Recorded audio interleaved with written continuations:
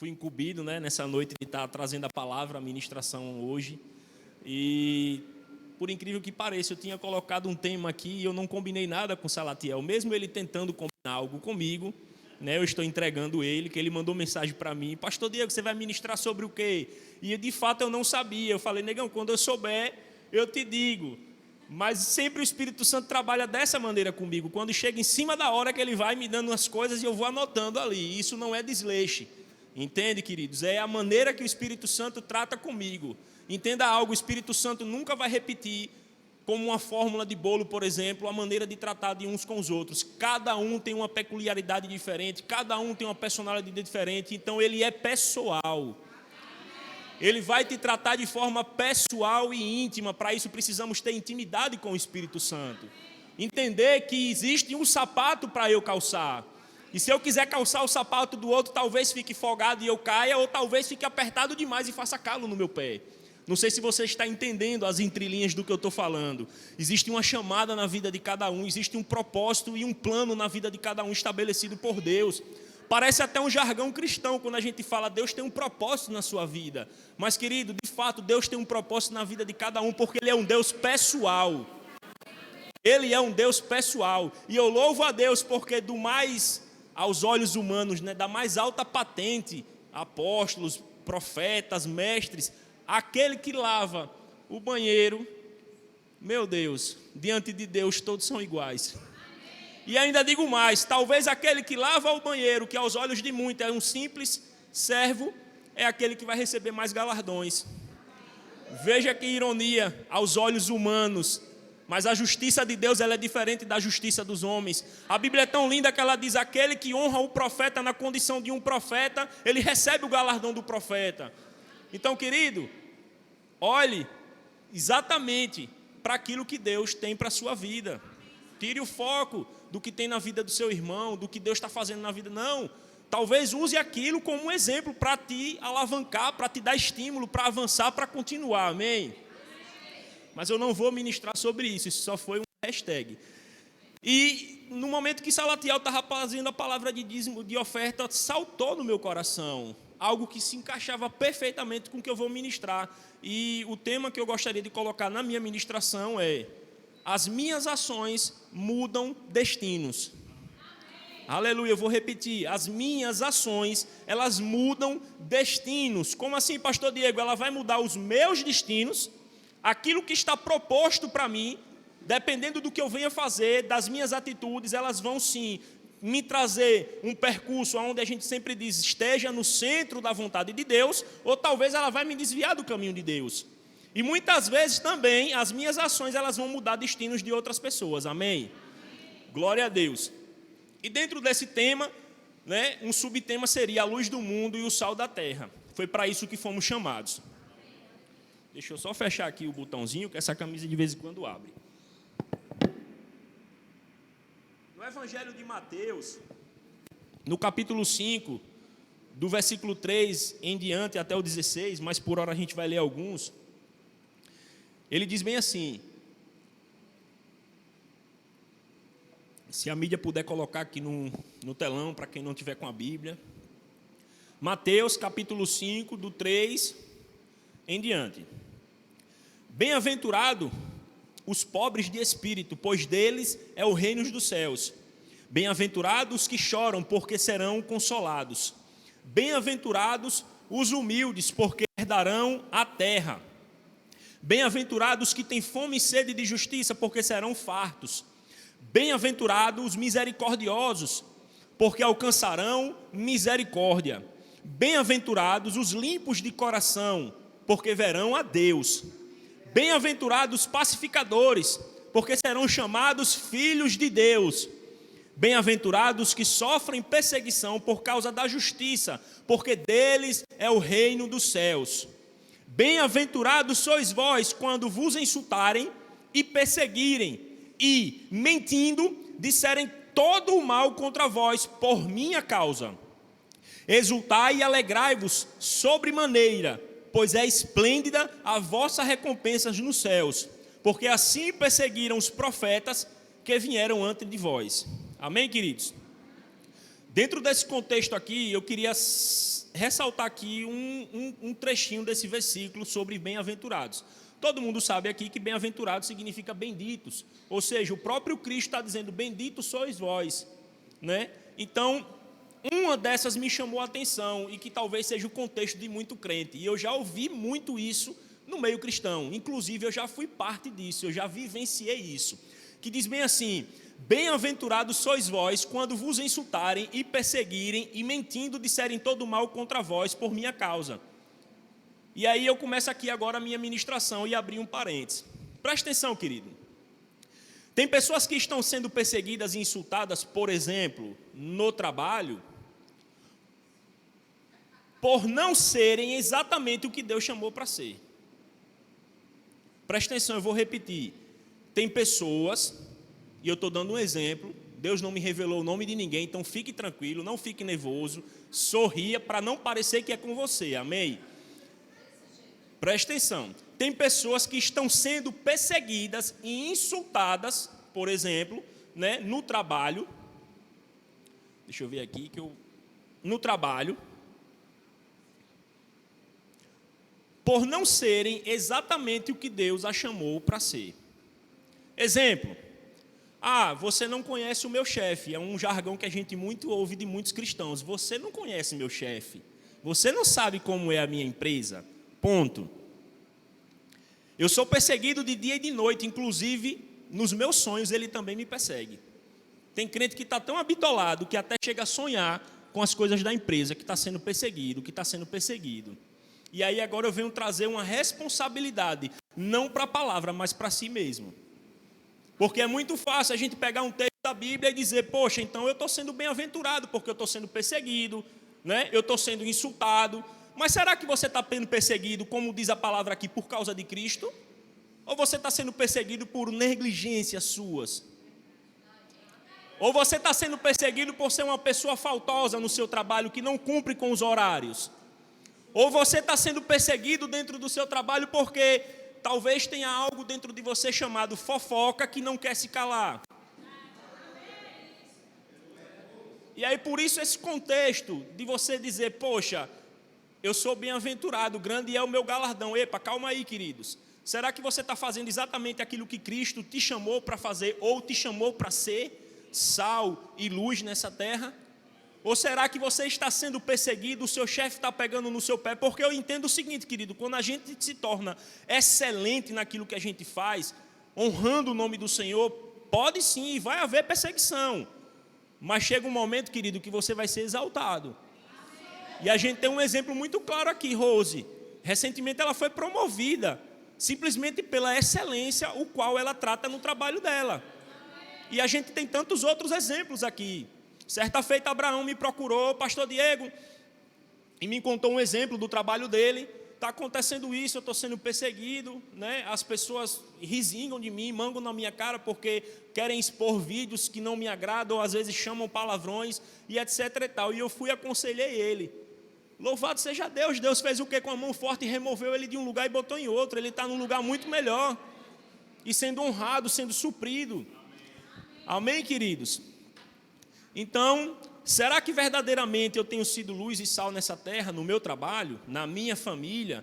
Porque a Bíblia fala da perseguição ser por causa de Jesus e não por ser fofoqueiro no meu trabalho, não por ser preguiçoso, não por eu ser relapso, enfim, não por eu ser enganador, não por eu chegar atrasado constantemente. Então perceba que tem muito crente botando na conta de Deus, tirando de si as responsabilidades, e talvez a esposa ou o esposo nem saiba e diz, poxa, meu marido, a minha esposa sofre tanta perseguição e não conhece a peça rara que está, a própria peça é o que está fazendo os motivos, está causando os motivos das perseguições. Então, queridos, e eu posso dizer isso com propriedade, porque da mesma forma que eu estou pregando, ministrando para você, eu já estive na pele de uma pessoa que era relapsa, muito antes de conhecer a palavra, e até no momento que eu conheci a palavra também, porque a palavra não tinha entrado de uma vez no meu coração. Então não se sinta condenado se você está aqui nesse lugar hoje, talvez tenha 1 ano, 2 anos de crente, e talvez você agora se tocou que a sua perseguição, seja ela no trabalho, na família, onde quer que você esteja, não seja por causa de Jesus, mas seja por causa de um caráter que precisa ser mudado seu. Não se condene, porque a palavra ela é lâmpada. Ela está ali para expor o nosso defeito, expor a nossa falha. E a Bíblia diz que Deus ama e justamente por Ele amar, Ele nos corrige. Amém? E como ninguém está aqui para apontar o dedo na vida de ninguém, cabe a cada um discernir a si mesmo. Todo mundo que está aqui tem o Espírito Santo habitando dentro. E a Bíblia diz que Ele nos foi dado para que Ele nos convença do pecado e do juízo. Então, meu querido, o próprio mundo que não tem o Espírito Santo habitando dentro, você não precisa apontar o dedo na cara das pessoas para dizer onde elas estão errando, porque elas sabem onde estão errando. Amém? Deixa eu te dar um exemplo da minha vida, para você não achar que eu estou sabendo da vida de alguém, amém? Então, eu trabalhei em uma empresa de engenharia onde eu fui contratado para ser engenheiro. Quem aqui não me conhece, eu sou engenheiro civil, e logo que eu me formei, eu fui trabalhar em uma empresa onde essa empresa era credenciada a um determinado banco, não preciso dizer para não estar expondo o nome do banco, e a gente fazia serviços de avaliação, vistoria e tudo mais. Sendo que no escritório onde eu trabalhava, só havia 2 pessoas, eu e meu chefe. Então, tipo assim, era eu e ele. E dentro da nossa empresa, existia um probleminha chamado banheiro.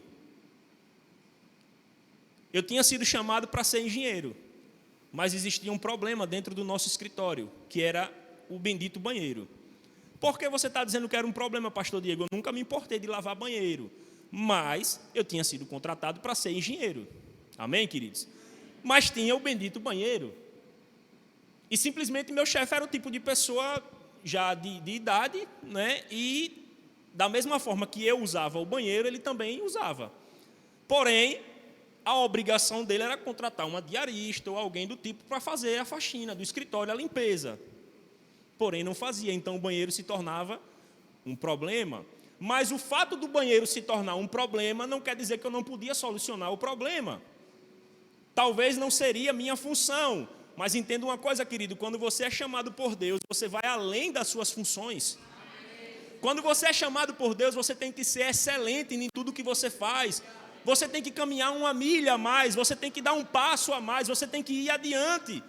Não pense que você vai ser visto e vai ser glorificado pelas pessoas simplesmente porque você está sendo medíocre, fazendo aquilo que está na média. Você tem que fazer além daquilo que você foi chamado para fazer. Mas havia o banheiro. Não deixava de existir o banheiro. E existia 2 incógnitas, ou eu lavava ou ele lavava. Como eu sabia que ele nunca ia lavar, sobrava para mim lavar o banheiro. E sabe, queridos, várias vezes eu limpei o banheiro, deixei cheiroso, maravilhoso. Mas se tem uma coisa que me irrita, e eu vou entrar em um ponto aqui que talvez os diáconos vão amar, e que muitas pessoas vão se oriçar, quer me deixar com raiva, eu pessoalmente, é entrar em um banheiro e ver o banheiro respingado de mijo, de urina. Aleluia. E sabe, querido, a gente só dá valor às coisas quando a gente põe a mão na massa. É uma verdade, isso aí. Não está na Bíblia, não. Isso aí, bota aí. É 1 Diego, capítulo 1, versículo 1. A gente só dá valor às coisas quando a gente põe a mão na massa. Talvez muitas pessoas cheguem ali no banheiro e não se importem. E eu já cansei de chegar ali e ver papel no chão. Eu já cansei de chegar ali e ver urina no chão, na tampa do vaso sanitário. E eu prefiro acreditar, e agora eu vou tentar descontrair um pouco, que talvez o homem que tenha entrado naquele banheiro, e eu vou falar dos homens porque eu nunca entrei no banheiro das mulheres, mas eu prefiro acreditar que ele tenha atendido o telefone na hora que ele entrou, ou ele já estava no telefone. E por que você está dizendo isso, pastor Diego? Porque o homem ele tem uma pequena deficiência na formação dele, ele só consegue fazer uma coisa de cada vez. Alguns são exceções, conseguem fazer mais de uma coisa, tanto que existe uma caixinha para o homem. Para a mulher são várias. A mulher ela mistura todas as caixas dela ao mesmo tempo. E eu digo isso porque eu sou casado, tenho esposa e eu testifico isso dentro de casa. Eu tenho um pouquinho mais de habilidade, às vezes eu consigo fazer uma coisa ou outra. Mas voltando para o banheiro, eu prefiro acreditar, e eu vou exemplificar aqui para você, não se espante, porque toda mulher sabe como é que um homem faz xixi. Amém? Eu prefiro acreditar que o camarada vai lá, atende o telefone, e ali ele está fazendo o xixi dele, ele recebe um convite da mãe: ô meu filho, dia de domingo, quer vir almoçar aqui em casa? Ô mãe, quero sim! E ali ele acaba molhando sem querer. Porque, meu irmão, é inadmissível um buraco daquele tamanho no vaso sanitário e no mictório, você conseguir errar aquele buraco. Eu creio que você está muito distraído para você conseguir errar aquele buraco. Outra dica que eu dou é o seguinte: existem 2 objetos dentro do banheiro para uso. É o mictório, presta atenção, as mulheres talvez não saibam, mas tem um mictório colado na parede e tem um vaso sanitário. O mictório serve para fazer o xixi, o número 1, o vaso sanitário, os 2, tanto o xixi como... E talvez existam aqui na nossa igreja, eu ainda estou procurando alguns descendentes de Rejane, para não dizer anões. Por que eu estou dizendo isso? Porque eu chego no mictório e o mictório está todo melado no chão, e eu fico imaginando, não, deve ser alguém pequenininho que não alcança e ainda assim tenta. Não sei se você pegou a visão, está lá o mictório na parede, o cara é pequenininho demais, ele tenta, talvez ele tenha uma síndrome de grandeza, e aí ele tenta acertar lá em cima, sendo que rata e mela o chão. Entre outras palavras, o que é que eu estou dizendo para você, querido? Tenha zelo pela sua igreja. Porque o mesmo zelo que você tem em casa, você traz para a rua. É como a mamãe dizia, costume de casa se leva à praça. Ô ditadozinho certo. Se você não ora em casa, você jamais vai chegar na igreja e vai ter vontade de orar. Se você é mal educado em casa, uma hora ou outra você vai acabar se expondo e sendo mal educado na igreja. E olhe que a igreja é um dos lugares mais favoráveis para você andar em amor. Porque é todo mundo sorridente, a paz do Senhor, meu irmão, você está bem? A paz do Senhor, oh, dia de glória, aleluia, terra, manto, glória. Então a igreja é um dos lugares para você dizer bem assim, cara, eu não posso falhar aqui eu tenho que andar em amor, literalmente. Mesmo a Bíblia dizendo que ferro afia ferro, roda, vira, vai ter um atritozinho aqui, outro atrito ali. Mas aqui... de todos os lugares do mundo, é o lugar onde você vai encontrar mais os frutos do Espírito em evidência. É mansidão, é domínio próprio. Talvez você seja tão cordial como você nem é em casa. Amém? A irmã passa, a paz do Senhor, irmã valorosa. Meu pastor, como você está bonito hoje. E às vezes não tira um elogio para dar para o filho, para a esposa, para o marido e vice-versa. Amém? E deixa eu te dizer uma coisa. Aquele que nega os seus, negou a fé. O primeiro ministério do ser humano é família. O primeiro ministério do homem, do ser humano, é a família. Se você estiver torpe em casa, se você estiver caído em casa, você está caído em todas as áreas. Me justifique, pastor Diego, pegue lá os textos de Timóteo, você vai ver lá em Timóteo ele dando um aval, digamos assim, para o presbitério ou para o diaconato. Aqueles que desejam ser presbítero, aqueles que foram chamados para serem presbíteros, ou aqueles que foram chamados para serem diáconos. Você vai ver lá que boa parte do contexto ali, Deus está falando o que ali através da carta de Timóteo? Seja ele um homem de uma só mulher, não dado ao vinho, que governe bem a sua casa, olhe para os filhos dele, veja se ele governa bem os filhos, se os filhos são obedientes a ele. Ou seja, resumindo, particularmente é o que o homem é dentro de casa, o que a esposa é dentro de casa. Olhe os frutos dele. Se ele tiver aprovado dentro de casa, ele está pronto para o ministério.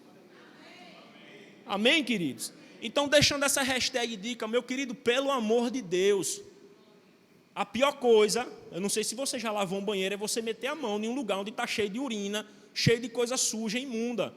Em um espaço onde você tem condições de fazer o seu xixizinho bonitinho, legal, dar uma sacudida, né? Para poder, mas tudo com ordem e decência. Se perceber o que pingou no chão, o que é que a gente faz?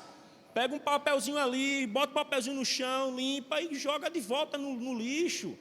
Isso é o mínimo do mínimo da educação de um ser humano. Porque ninguém faz isso em casa, meu querido. Eu acredito que não, a não ser uma criança que ainda está sendo educada. Eu tenho 2 crianças pequenas em casa. Mas roda vira, a gente está ali, ó, sarrafo em cima dos 2. Miudinho, um de 4 anos, outro fez 7 ontem. Mas é assim, ei, dê descarga. Ei, levanta a tampa. Ei, fecha a tampa. É o tempo todo. Vai chegar uma hora que vai ser tanto que entra na cabeça.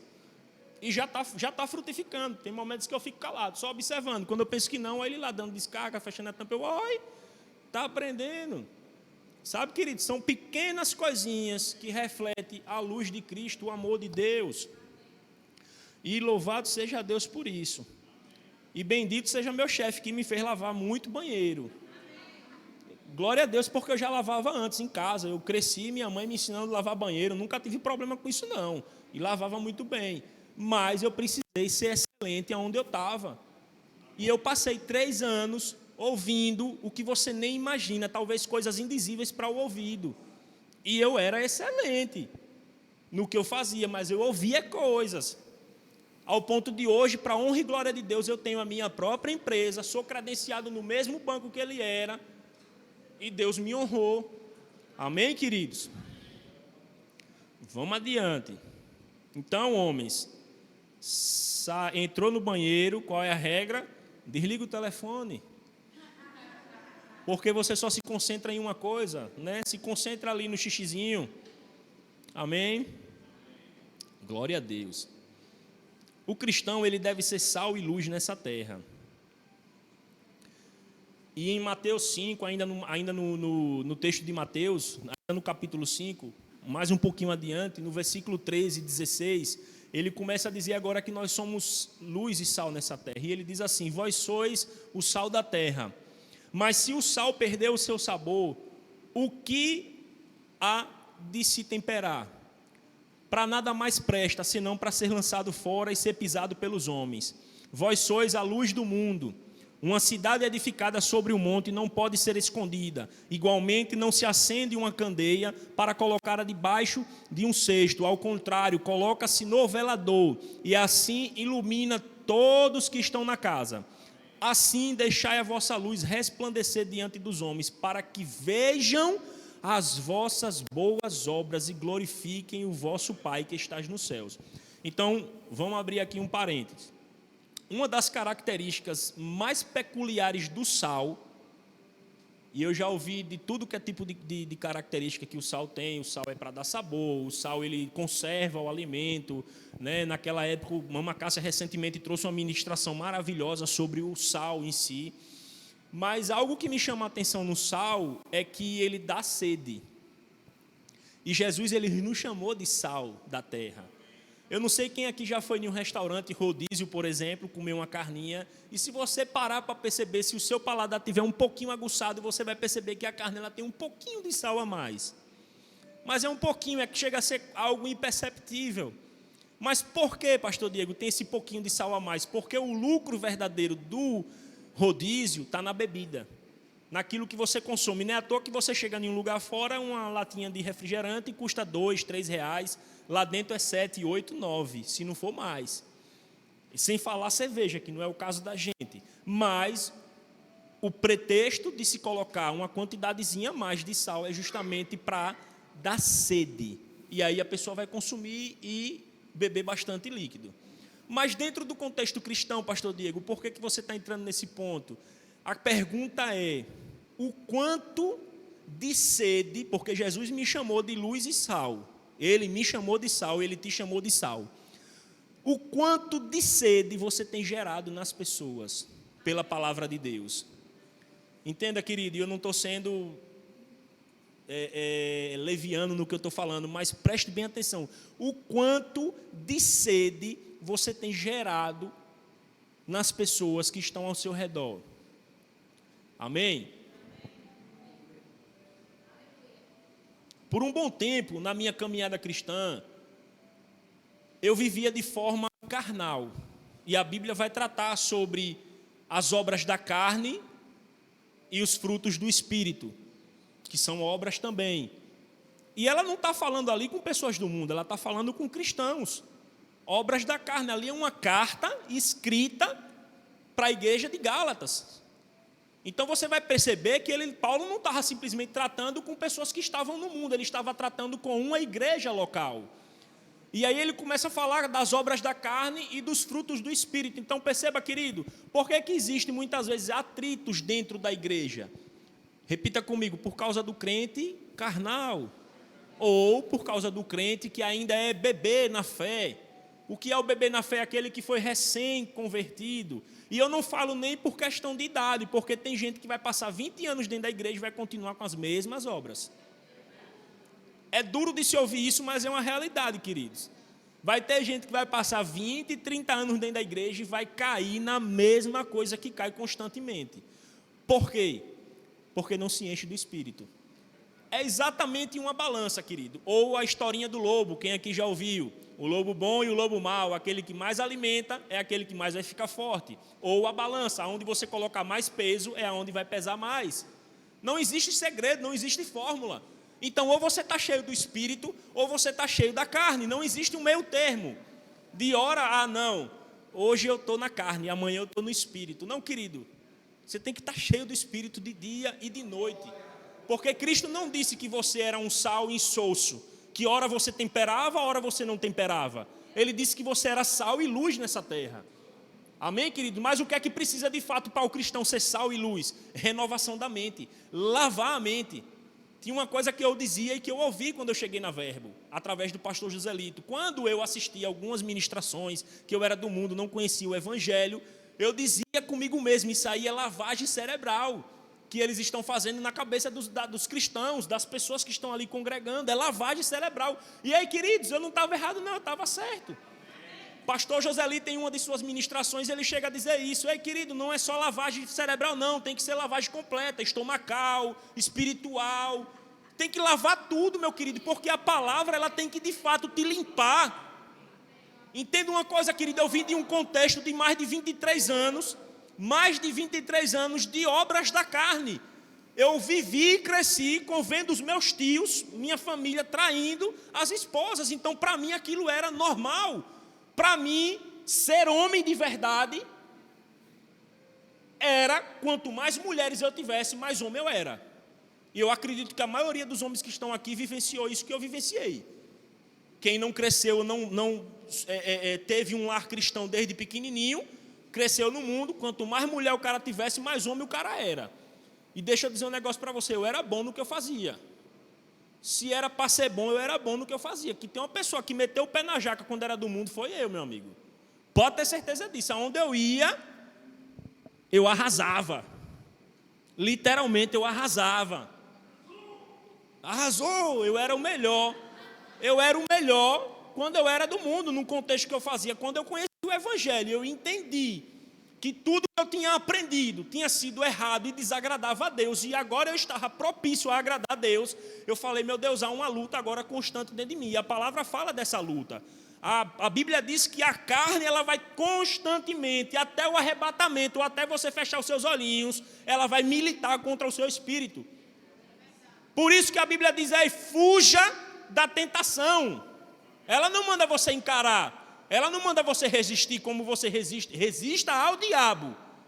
Mas da tentação, fuja, meu querido. Cada um que está aqui nessa sala sabe aonde é tentado. Não precisa o pastor estar te aconselhando ou ninguém está te dizendo, ei, não vá para perto disso não, saia de perto de pessoas que fumam, porque talvez a nicotina, o cheiro do cigarro vai te lembrar coisas e vai ser uma tentação. Ei, cuidado, não vá muito à praia, onde você vai ver talvez mulheres expostas e nuas. Se você tem uma tentação por queda por mulheres e quer ver nudez, vá para a praia, meu querido. Está aqui Mequinho que é surfista, não me deixa mentir. Chega a ser constrangedor. Chega a ser ridículo a maneira que as meninas, as mulheres hoje se vestem. Parece que o marido está expondo ou carregando um troféu. E o cara se acha o maior. Tá, eu estou com minha esposa e a mulher está praticamente nua. E sabe que por hora aquilo ali para a gente também era glória, era honra, era beleza. Mas a partir do momento, meu querido, que isso começa a te constranger, você começa a olhar isso com outros olhos, ei, louvado seja Deus, a palavra está lavando a sua mente, a palavra está lavando o seu coração. E é isso que se trata o Evangelho. Lavagem, querido, todos os dias lavando e renovando a mente. Todos os dias lavando e renovando a mente. Por quê? Está escrito na palavra. Para que você não seja moldado ao sistema desse mundo. Por que todos os dias que a gente abre o jornal está ali, miséria, morte, para que a sua mente se acostume com isso, meu querido. Então, por que todos os dias a gente tem que meditar na palavra de Deus? Para que a sua mente se acostume com isso. Essa é a sua nova identidade. Ou você não vai ser sal e não vai ser luz. Não existe fórmula, querido. É lavar a mente todos os dias. É se expor à presença de Deus. Amém? Vamos continuar. Obrigado, computador, porque você desligou. Mas como eu tenho o Espírito Santo, ele me disse, tire foto, porque o computador pode desligar. E eu tirei foto. Louvado seja Deus. Está aqui. Sabe, queridos, eu vivi uma vida meio conturbada no meu início do cristianismo. Confesso a vocês. Eu vivi aproximadamente 5 anos convertido, andando na carne. Literalmente andando na carne. E quem está segurando a pedra, meu amigo, continue segurando, porque aquele que não tem pecado pode atirar a primeira pedra, mas eu vou dizer para você, é mentiroso. É mentiroso. Todos, sem exceção, do pastor, do apóstolo, ao menor, a quem quer que seja, ao mais bebê, todos falham, todos fraquejam. Então não olhem para homens como referência, olhe para Deus. Por esse motivo, muitas pessoas se desviam do Evangelho, muitas pessoas caem, porque olham para o pastor, e aí se o pastor de repente comete um ato de grosseria, ou um ato de adultério, ou o que quer que seja, você vai desviar junto com ele. Você desvia junto com ele, porque seu olhar não tem que estar em homem, tem que estar em Deus. Quando o homem está vivendo os princípios da palavra, aí sim, como Paulo, ele pode dizer, sede meus imitadores, como eu sou de Cristo. Então ele deu um parâmetro, ei, seja meu imitador como eu sou de Cristo. Se eu mesmo sendo Paulo me desviar, pode parar de me imitar, meu querido. Porque ele disse, sede meus imitadores, como eu sou de Cristo, amém? E nesse contexto de ser luz e sal nessa terra, queridos, eu queria pontuar alguns exemplos da minha vida e que talvez sirvam de exemplo para você também, e talvez traga à memória coisas na vida de vocês.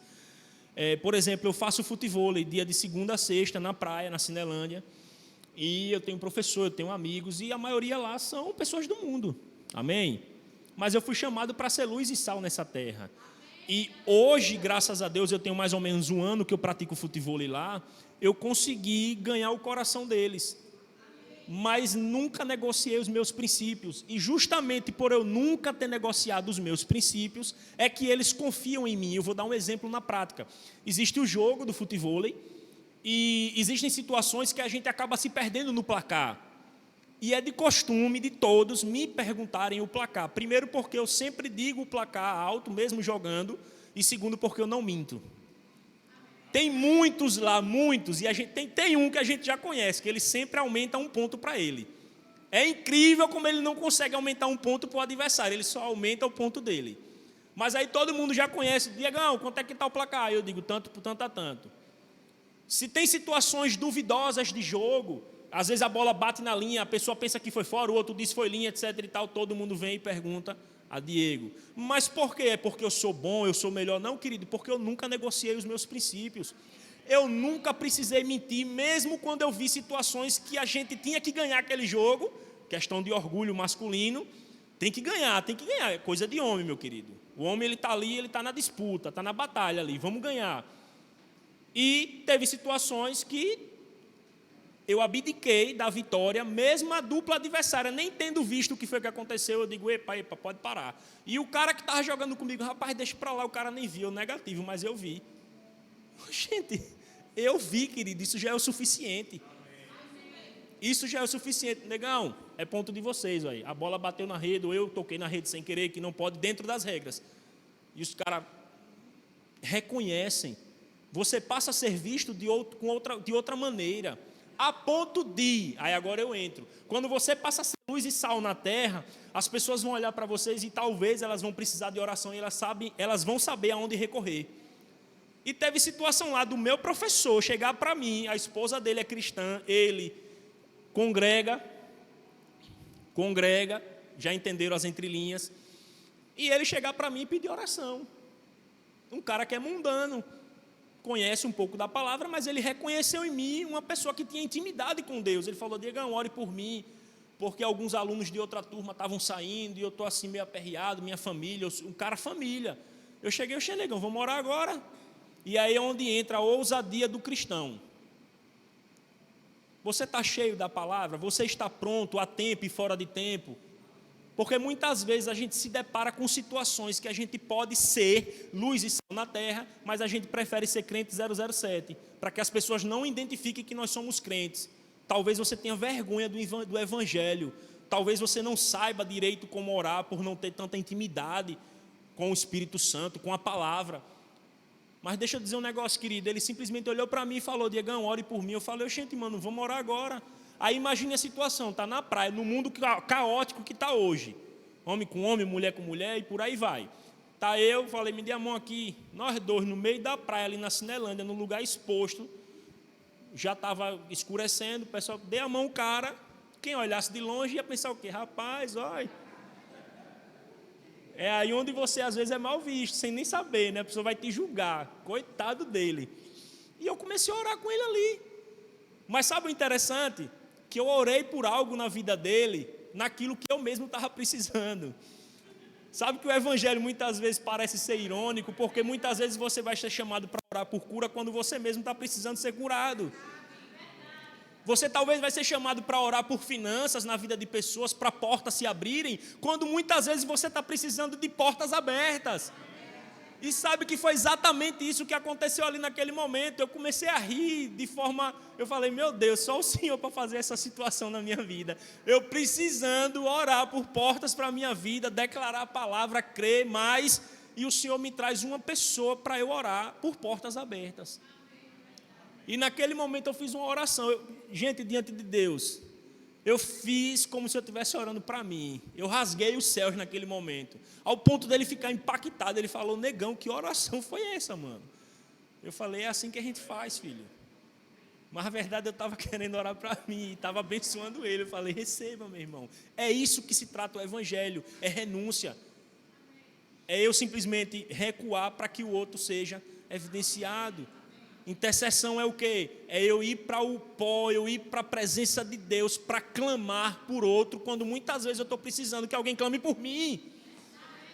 Aleluia! Aleluia! Teve outra situação, meu tempo está encerrando, eu vou contar alguns exemplos agora para encerrar a ministração. Teve outra situação agora recentemente, eu fui no meu barbeiro, e lá tem várias cadeiras, são vários barbeiros lá. E ele chegou para mim, ele sabe que eu sou cristão, já tem mais de um ano que eu corto o cabelo lá com ele, e ele também é cristão. Ele chegou para mim assim: Diegão, existe unção de cura na sua vida? Aquela pergunta meio que mexeu comigo. Ao mesmo tempo que você não quer ser soberbo para dizer: existe sim uma unção de cura na minha vida, eu parei, refleti naquilo que eu ia falar para ele, e eu disse: mano, quem cura é Deus. Eu creio que existe um poder liberado, eu entendo que existem unções específicas para cura, é um dos dons do Espírito, amém? Mas eu entendo que a Bíblia diz que nós somos luz e sal nessa terra, que nós fomos chamados para impor as mãos nos enfermos e eles serem curados. E eu falei para ele: negão, talvez, eu creio que exista sim uma unção de cura, já recebi várias profecias na minha vida acerca disso, mas independente disso, quem cura é Deus. Eu vou orar por esse seu amigo. E ele estava pedindo oração pelo um amigo, que também é barbeiro lá. E veja como é que Deus é lindo, como é que Deus faz. E eu me dispus a orar por ele. E a gente foi para uma salinha no fundo, depois que eu cortei o cabelo, a gente foi para uma salinha lá no fundo, num depósito, e a gente se reuniu nós três lá, nos reunimos nós três, e simplesmente eu comecei a ministrar um pouco da palavra de Deus para mostrar a ele que não se tratava de mim, mas boa parte da fé dele e boa parte da vontade de Deus, de querer curá-lo. E aí eu mostrei diante da palavra que Deus quer curá-lo. É da vontade de Deus. Então, não mais se resumia à vontade de Deus, mas sim da fé dele de receber cura. E não mais se resumia à minha pessoa de estar orando ali por cura para ele, mesmo existindo uma unção para curar, mas se determinava simplesmente pela unção e pela fé que estava presente ali na vida dele. E a gente se reuniu e eu comecei a orar: Pai, o Senhor está presente aqui, está escrito na sua palavra.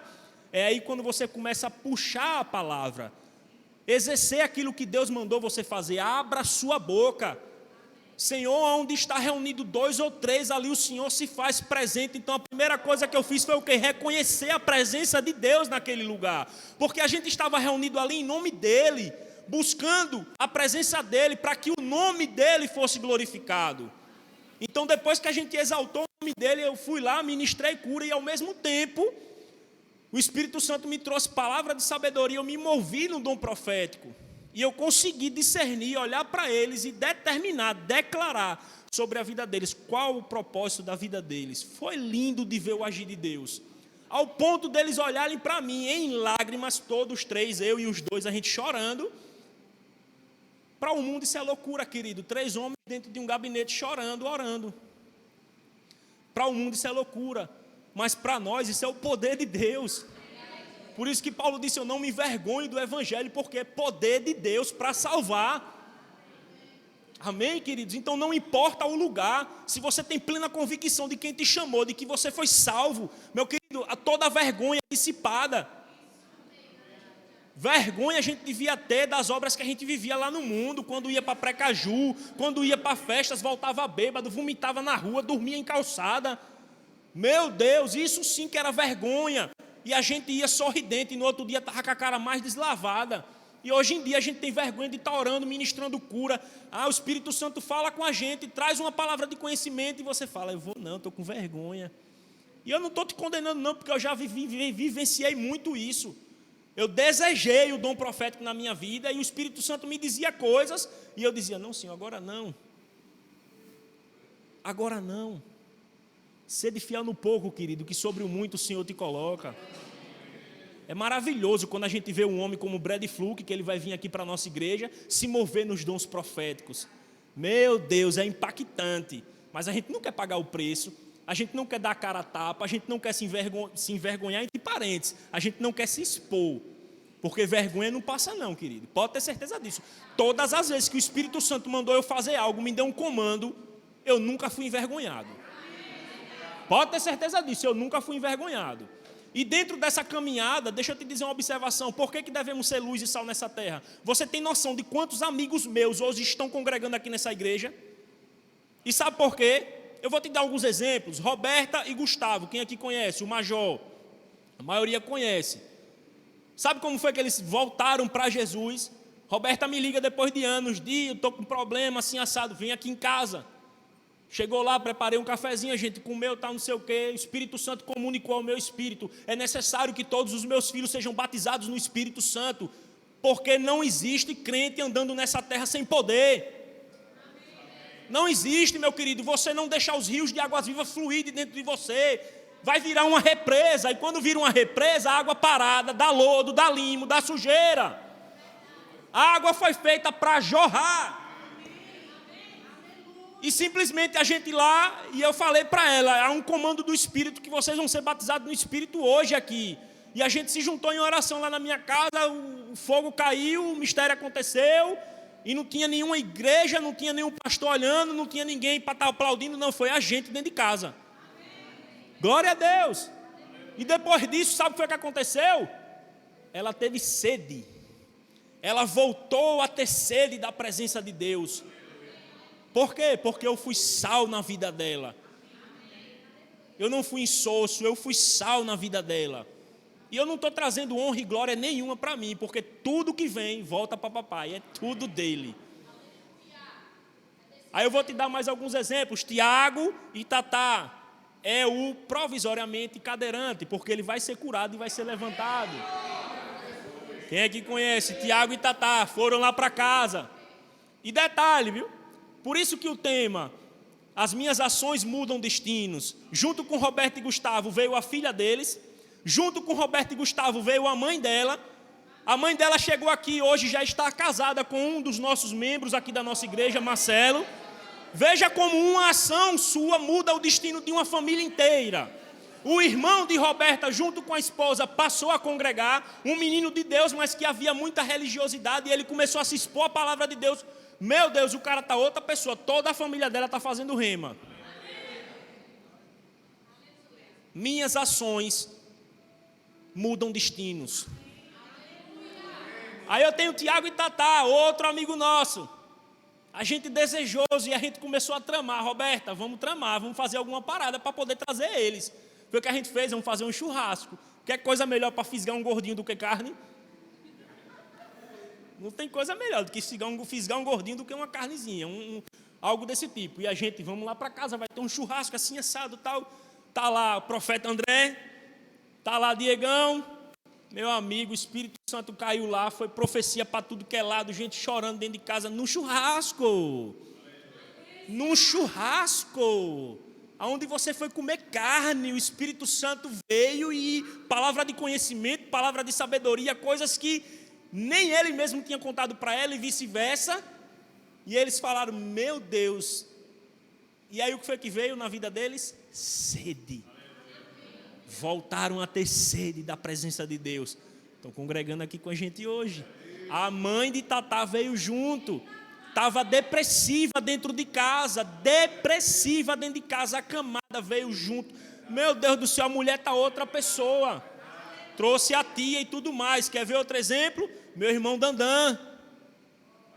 Um cara que toda a vida foi um homem de Deus. Mas se afastou da igreja. Não se afastou de Deus, se afastou da igreja.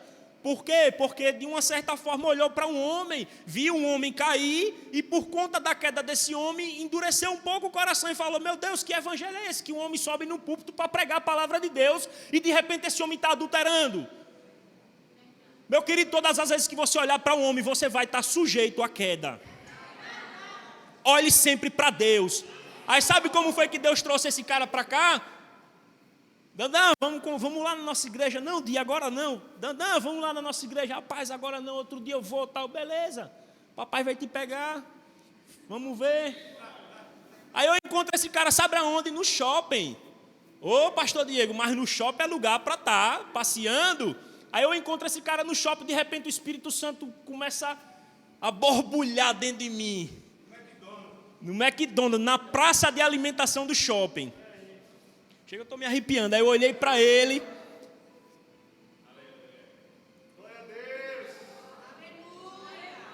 Eu olhei para ele e falei bem assim, negão, Deus tem propósito na sua vida.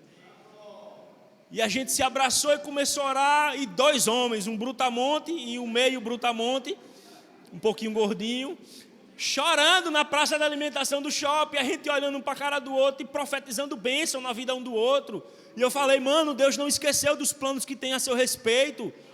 Deus te ama, Deus quer te encher de poder, de alegria, de renovo. Ele quer dar um destino para a sua família. Hoje está aqui congregando com a gente. Mas, meu querido, não foi dentro de uma igreja. Você não foi chamado para estar preso dentro de uma igreja. Foi na praça da alimentação de um shopping, onde 2 homens, contradizendo as loucuras do mundo, se abraçam, começam a orar um pelo outro, abençoando a vida um do outro. Os 2 começam a chorar porque a presença de Deus era real naquele lugar. E o que foi que gerou naquele momento? Sede e fome da palavra de Deus. Uau! Obrigado.